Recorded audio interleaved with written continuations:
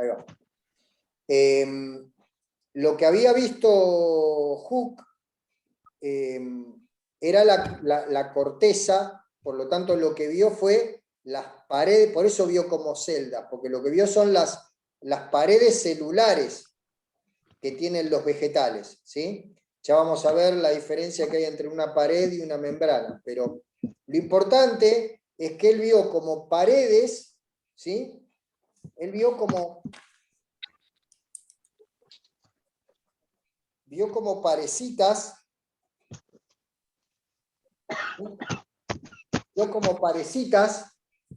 que contenían como un jugo adentro, ¿sí? Eso es lo que él vio. Entonces, eso es lo que dijo que las plantas estaban llenas de jugo. Después vamos a ver que ese jugo, que él no lo pudo ver porque no le daba el aumento que tenía en el microscopio para ver, era lo que era el citoplasma, ¿sí? Porque ese aumento que él tenía era nada más de 30 veces lo que veía. Pero lo que se le reconoce a este tipo es que, bueno, fue el primero que observó e identificó las células. Eso es lo que nos tenemos que acordar de Hooke, de Robertito Hooke, que fue el primero en identificar las células y en llamar las células. Mientras Hooke en Inglaterra hacía esto, había un holandés, Anton van Leeuwenhoek, que perfeccionó el método puliendo más el vidrio. Y hizo una lente más grande que los aumentaba. En lugar de 30 veces, como hacía Hooke, lo aumentaba 300 veces. Y lo que les puse ahí son los dibujitos que hacía Hooke cuando miraba los espermatozoides. Se dedicaba a mirar los espermatozoides, que era otra célula que tenía para mirar, ¿sí? Bueno, este tipo contribuyó a que la noción de célula se afirmara más y pudiéramos avanzar más a poder definir cómo era una célula.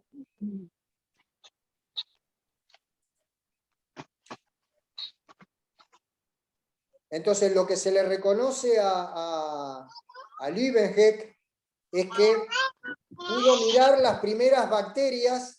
O sea, piensen que Hooke miró un pedazo de corcho ampliado, ¿sí? Ya Leeuwenhoek lo que pudo mirar fue bacterias y protozoarios, ¿sí? Y parásitos. O sea, Leeuwenhoek en realidad es el padre de la microbiología, porque empezó a ver lo que era microscópico, lo que realmente era microscópico, porque ya aumentaba 300 veces. Entonces, sobre los descubrimientos de estos dos tipos, de Hooke y de Leeuwenhoek, se sienta la base de la biología celular. Después va a venir, como casi 100 años después, 80 años después, un francés, Henri Duchesne, que llegó a la conclusión, él con las observaciones que habían hecho Hooke y Leeuwenhoek, dice, bueno, todos los tejidos animales y vegetales van a estar constituidos por células diminutas, ¿sí? Fíjense que algo que para nosotros es normal hoy, decir, bueno, perdemos células todo el tiempo, estos tipos lo estaban investigando y terminan concluyendo, bueno, todos los animales y vegetales evidentemente están constituidos por células. Y unos pocos años después, un botánico escocés ya encuentra algo más, o sea, descubre el núcleo de la célula. ¿Sí? Dice que encuentra algo mucoso en la mayoría de las células.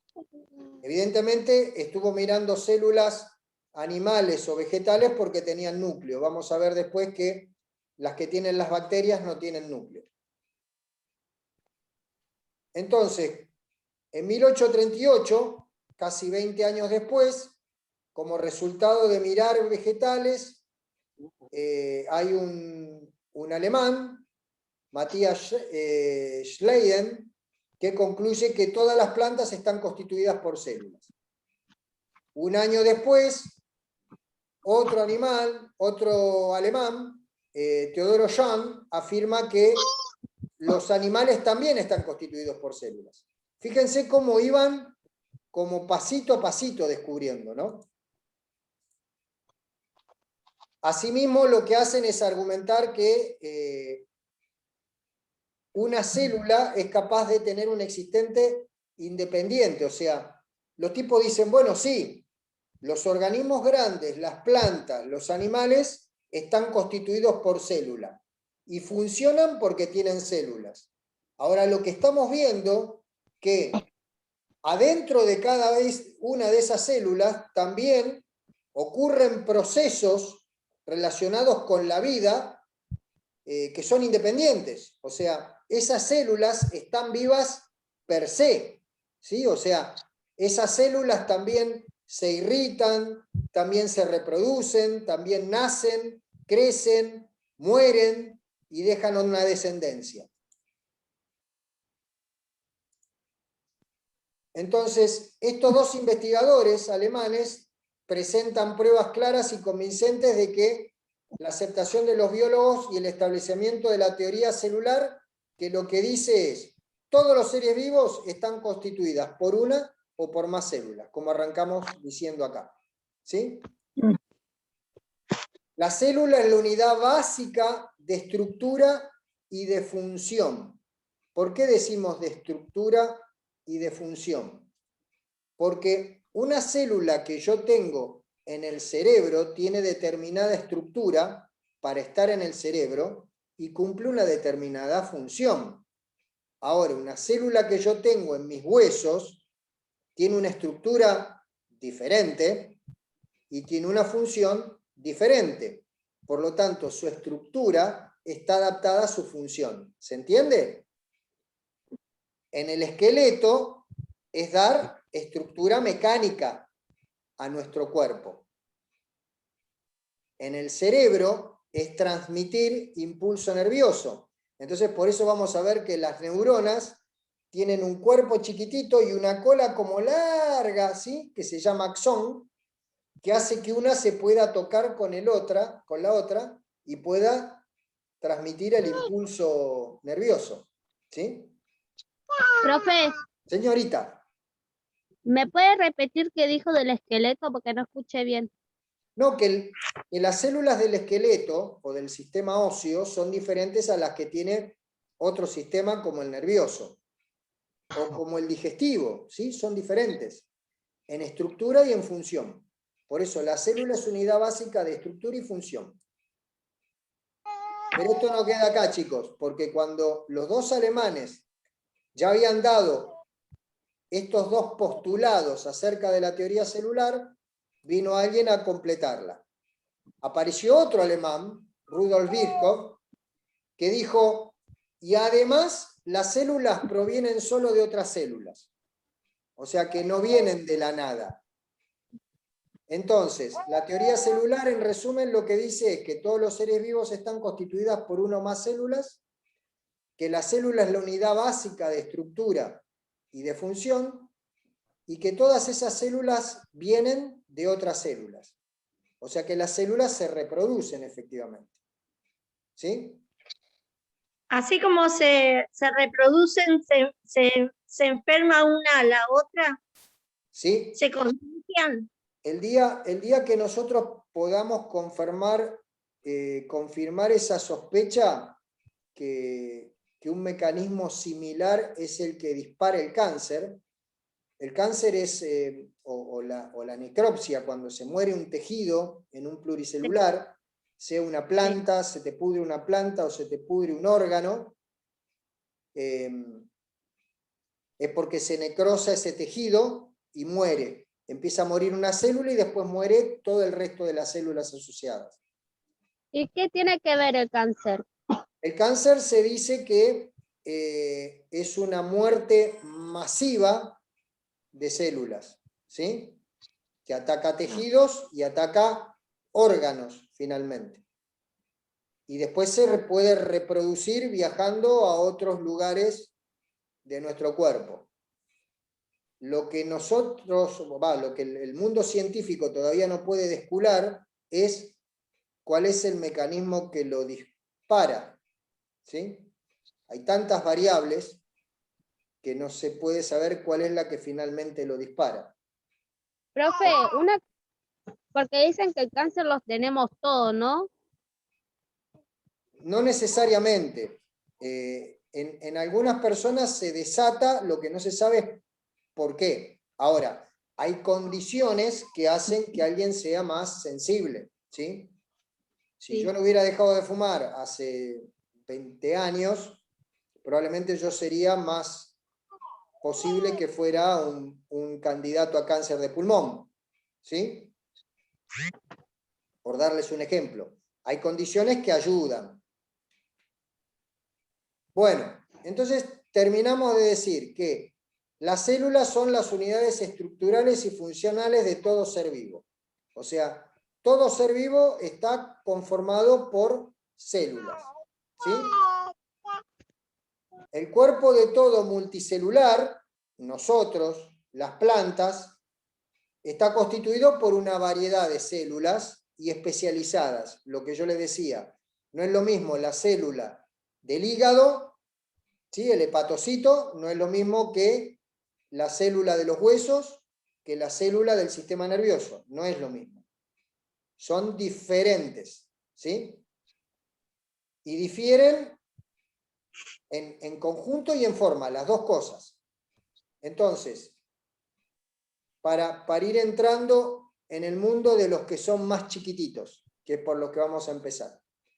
Los organismos unicelulares pueden ser procariontes, se llaman así, ahora vamos a ver qué significa, o eucariontes. Quédense tranquilos que esto lo van a tener en el apunte, ¿sí? ¿Cómo dijo, profe? Que se queden tranquilos que esto lo tienen todos todo en un apunte, ¿sí? Ah.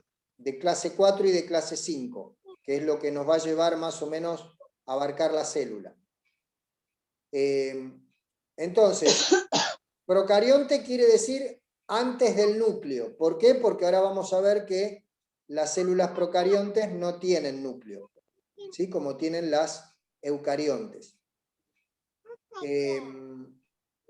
Las células eucariontes, donde eu en griego significa bueno, ¿sí? Y antes no lo conté en las procariontes. Kairos quiere decir núcleo, por eso procarionte es antes de tener núcleo. Y eucariontes es como que tienen un buen núcleo, o sea, un núcleo conformado. Esa es la diferencia fundamental que vamos a encontrar entre las células procariontes, que casualmente son las más viejas, y las eucariontes, que son las que vinieron después, ¿sí? Vamos a ver que las células procariontes están en el apunte. Tienen 3.500 millones de años, chicos, ¿sí? Nacieron a los 1000 años que la Tierra se formó. La Tierra tiene 4.500. Las primeras bacterias procariontes están en la Tierra desde hace 3.500 millones de años. O sea, nos llevan 3.500 millones de años de ventaja. Eso es lo que hay que entender antes de menospreciar a una bacteria. Entonces, lo que les decía, los primeros, estoy mirando el reloj, ya llevamos 1 hora, así que pasamos esto y ya les corto porque si no les voy a quemar la cabeza. Perdón, siga. Los primeros procariontes aparecieron en la Tierra hace 3.000 millones de años. No usaban aire para respirar, ¿sí? No hacían fotosíntesis, o sea, no usaban la energía del sol para ponerse verde ni para crear nuevos. Después aparecieron alrededor de 3.000 años, o sea, los que arrancaron 3.500 millones de años atrás, no usaban aire. Después, cuando arrancaron 500 años después, los primeros capaces de ya hacer fotosíntesis, ¿sí? Unicelulares, ¿eh? Por eso que esas esos organismos unicelulares son los que ayudan a liberar oxígeno y así es como se empiezan a formar los mares, ¿sí? A partir de que hay agua, de que hay oxígeno en la atmósfera y que hay hidrógeno, que lo proporcionaba el Sol, se empiezan a formar los mares. Hace unos 2.700 millones de años, cuando ya la atmósfera se hizo importante, había mucho oxígeno, ya empezaron a hacer más fotosíntesis y ahí aparecieron otros tipos de vida unicelular que se fueron adaptando para ir transformando sustancias y poder utilizar la energía que tenían estas sustancias para poder respirar, que es lo que se conoce como respiración celular. Ya vamos a ver que una célula no respira como nosotros, que para nosotros es llenar los pulmones de aire. Para una célula es un intercambio de gases, nada más, y de energía. Pero casualmente es lo que las células especializadas que tenemos en los pulmones hacen con nosotros para que nosotros podamos respirar, ¿sí?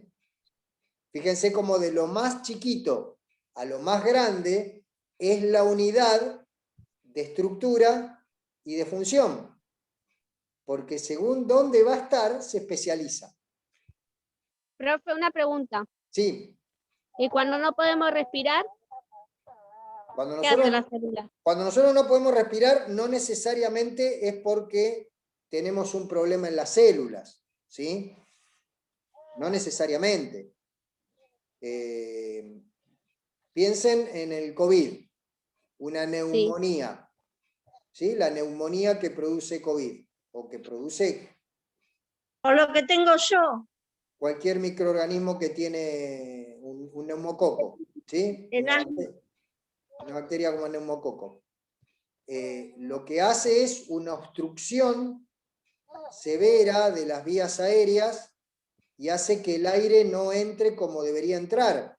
Por eso se les pone un respirador mecánico, para ayudar a que el sistema funcione, porque por sí solo no lo pueden inflar a los pulmones, ¿sí? Por eso le ponen un respirador mecánico, porque si hace una obstrucción y una inflamación tan fuerte, ¿sí?, que no se puede respirar.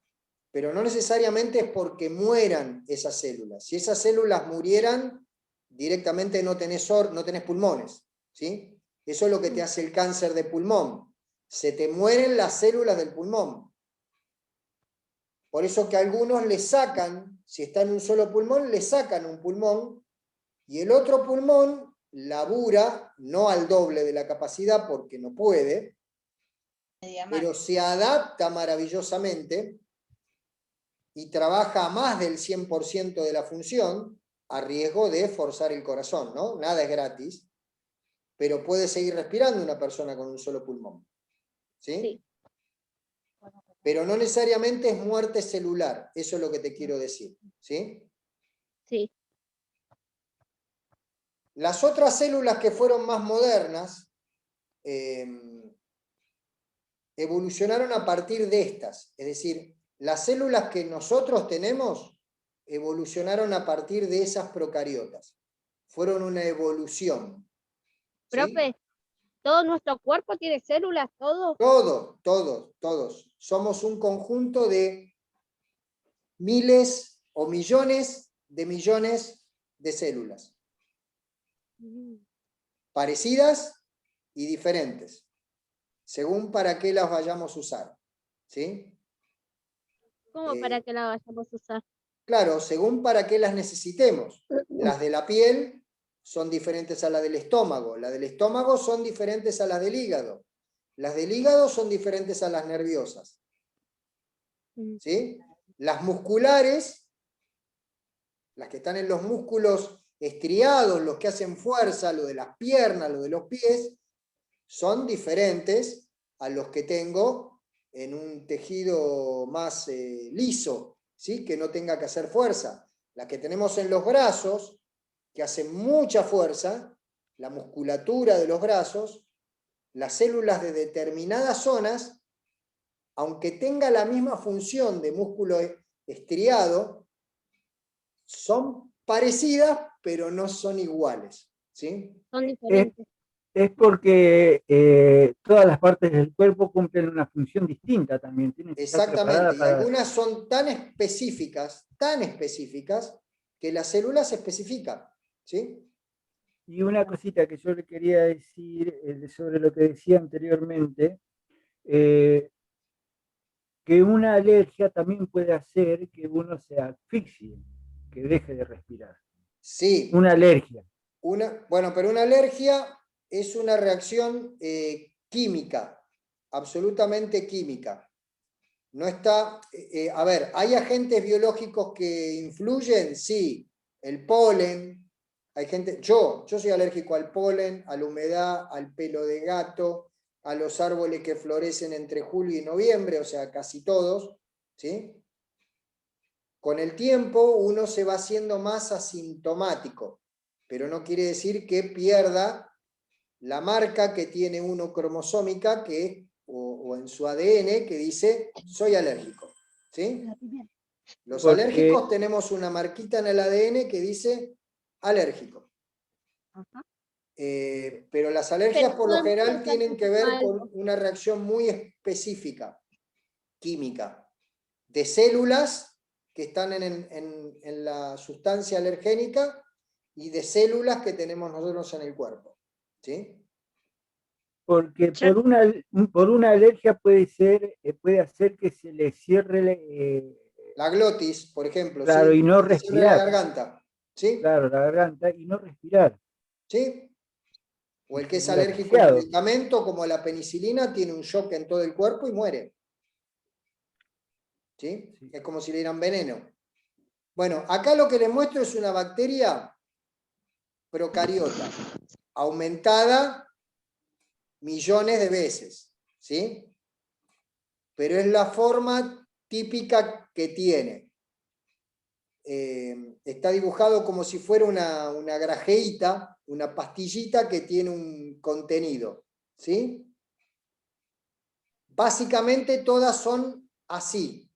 O sea, tienen una cápsula alrededor, una membrana, una pared celular que es estática para contener bien lo que hay adentro, un cuerpo o un citoplasma, y después no tienen núcleo, tienen un nucleoide, o sea, su material genético, el ADN, está disperso por adentro de la célula.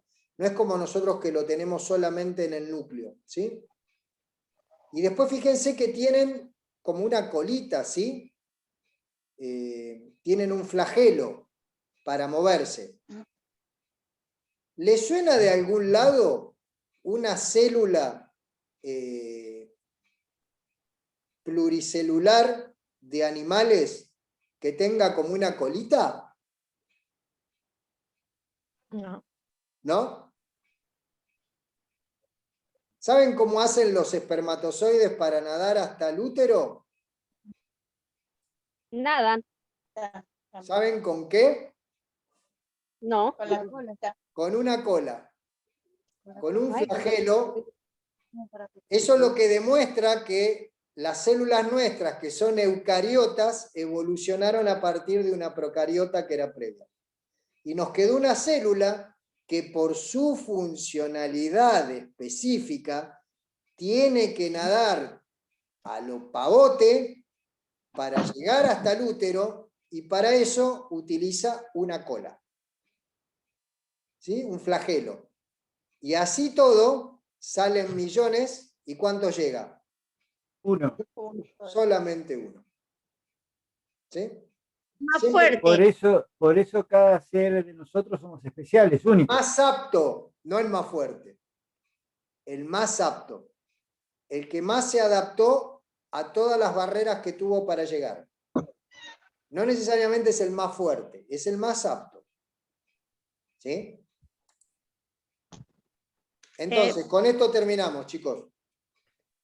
Las las que vamos a encontrar en los organismos, esos son los dos reinos, no se los metan en la cabeza, pero es para que sepan que hay dos tipos de bacterias procariotas, ¿sí? Los de esos dos reinos, no se vuelvan locos, se los doy para que lo tengan. Nada Te más. quería hacer una Sí, pregunta. ¿La alimentación influye en la calidad de la célula? la alimentación, Lo que uno comemos a diario, no. Yo, A ver, ¿influye en la calidad de si es una célula? no, nosotros no vamos a tener mejor células porque comamos mejor. Nosotros tenemos mejor estado de salud porque nuestro metabolismo, nuestra forma de procesar la energía, ya se nos va a cortar, ¿eh?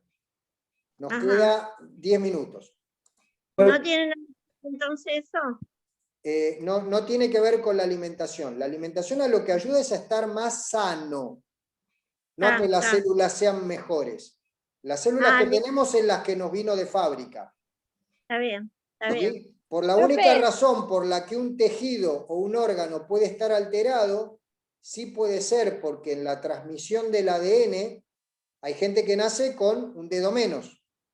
¿Vieron? Sí. O con un dedo más. Bueno, en la transmisión del ADN apareció un dedo más. Pero no es porque sus células hayan sido malas o diferentes, sino porque se codificó de otra forma. ¿Sí?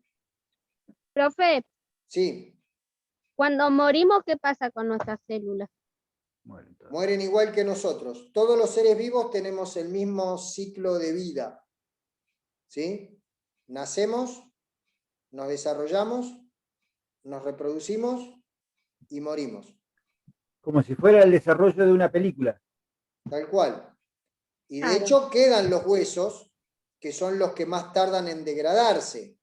Pero yo les garantizo que si yo los tiro como hacían en la antigüedad, que los ponían adentro de una bolsa y le tiraban cal para que la cal se comiera la carne, ¿sí? Los huesos se van a degradar porque es calcio, ¿sí? Los huesos fundamentalmente son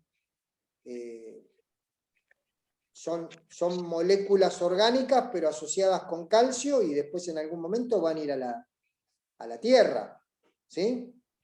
Se van a transformar en materia orgánica igual que el resto de las cosas. Vamos a cambiar de forma de vida, digamos. Vamos a morir como humanos y vamos a cambiar como forma de vida. ¿Le puedo dar un ejemplo del ADN? Porque yo tengo asma. Sí. Y papá, mi abuela, mis tías, todos con asma. Entonces es como que el ADN me llevó de la... Probablemente haya codificado, sí. Vos como yo tuve asma hasta los 10 años. Es bien psicosomática el asma. De que nací. Que lo tengo. ¿Desde recién nacida? Sí. Sí. Mi nene también fue tratado, pero después de los 10 años ya no tuvo más nada. Es bien psicosomática el asma. Se puede tratar con control mental, con ese tipo de cosas, se puede bajar mucho el nivel de la crisis, ¿sí? O sea, uno se torna asintomático. Se torna asintomático, pero se puede, ¿eh? Bueno, lo que les quería contar acá es, fíjense que el tamaño es recontra chiquito, 1 a 10 micrómetros. O sea, micrómetro quiere decir que es la millonésima parte de un metro. Sí. La milésima parte de un milímetro. Agarren el milímetro en una de las reglitas que tengan del colegio, imagínense eso 1000 veces más chiquitito. ¿Sí? Imposible de ver. Bueno, así, ese es el tamaño que tienen. Y lo que les cuento ahí es que, bueno, el material genético anda disperso por adentro de la célula, no tiene núcleo, como tenemos nosotros, los eucariontes. Tiene un nucleoide, pero no tiene membrana. Profe, Sí, me desconecto ya porque tengo que agarrar al bebé que está enloquecido. dale, igual yo ya corto. Chau, Yara, gracias. Chau. Algo para que quiero decir nomás, yo le quiero preguntar a usted Dale. si habrá escuchado alguna vez que en el nacimiento de un bebé la buena alimentación durante los primeros 5 años de vida es re importante para el desarrollo del bebé. Sí, sobre todo para el desarrollo cerebral. Por eso mismo iba a que si no, interpreto que si no está bien alimentado, no tiene todo, no puede desarrollar bien, no, Sí, su inteligencia. pero de vuelta, es para el desarrollo, no es que haya células buenas o malas, ¿sí? El cerebro, y por eso que ustedes a un chico en los primeros 5 años de vida le pueden enseñar lo que se les dé la gana, porque lo que crece el cerebro en los primeros 5 años de vida es abismal, ¿sí? Son esponjas los chicos. Entonces, una mala alimentación en los primeros años de vida va a impactar en el funcionamiento de ese cerebro. ¿Sí? Sí. Sí. Sí, era eso nomás. Está bien, gracias. Bueno, esto es lo que me interesaba que conocieran por ahora. ¿Sí? No los quiero abrumar porque hay muchas palabras técnicas y es jorobado. Esto yo lo puedo conseguir ahí en la... No, todavía no, porque esto yo no se los mandé ni a la impresora ni a ustedes al Classroom, ¿sí? Porque primero, Bien. en este, como era lenguaje bastante más técnico de lo que habíamos visto hasta ahora, se los quería ir contando y que se diera este peloteo de ida y vuelta de ejemplos, ¿sí? Bien. Para que ustedes lo pudieran comprender mejor. Así que bueno, listo chicos, la seguimos el viernes. Yo ya les voy a ir subiendo lo que pueda de esto, entre hoy a la noche y mañana a la mañana. Bueno, muchas gracias. Que tengan linda noche, que descansen. Bueno. Bueno, igualmente para ustedes. Suerte Gracias. con las otras materias también. Bueno, muchas gracias. Hasta luego. Que anden bien. Chao, Chao, buenas noches. Gracias.